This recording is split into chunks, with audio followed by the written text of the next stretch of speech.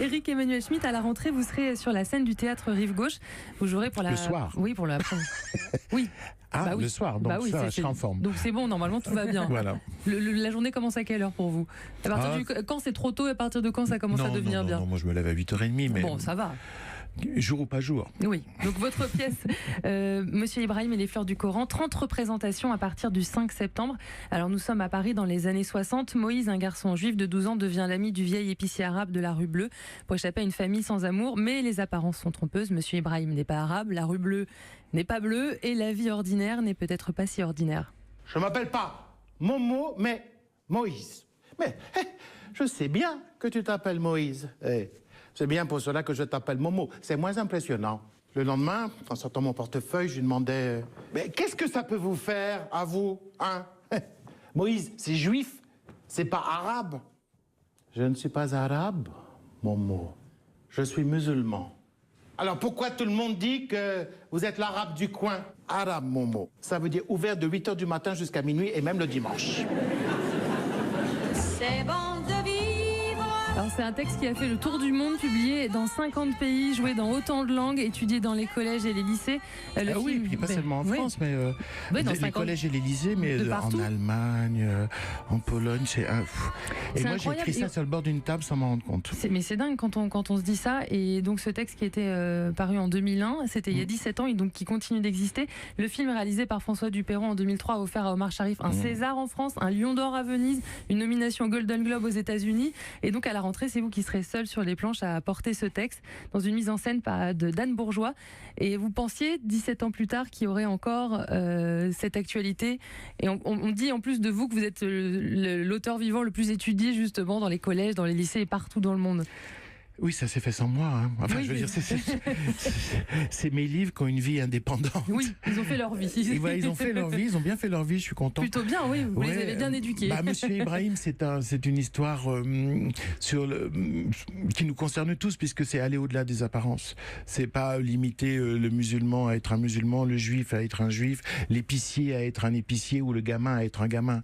C'est toujours chercher l'humanité derrière les étiquettes et les apparences. Donc c'est une vraie histoire tendre entre un petit garçon juif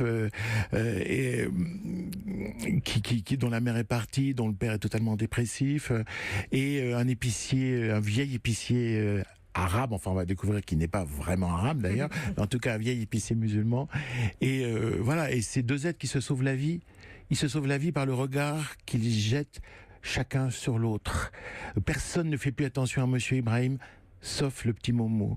Et personne ne fait attention à Momo et il en souffre, sauf Monsieur Ibrahim. Et tout d'un coup, par ce regard plein de bienveillance et plein d'intérêt et de curiosité, ils vont se reconstruire tous les deux et ils vont vivre quelque chose de fort, qui sera aussi un voyage, puisque Monsieur Ibrahim emmènera Momo sur ses terres d'origine. Et il y a beaucoup de vous dans cette pièce et de cette enfance dans les années 60. Je crois que aussi votre grand-père a inspiré ce personnage de Monsieur Ibrahim. Ah oui, moi j'avais un grand-père...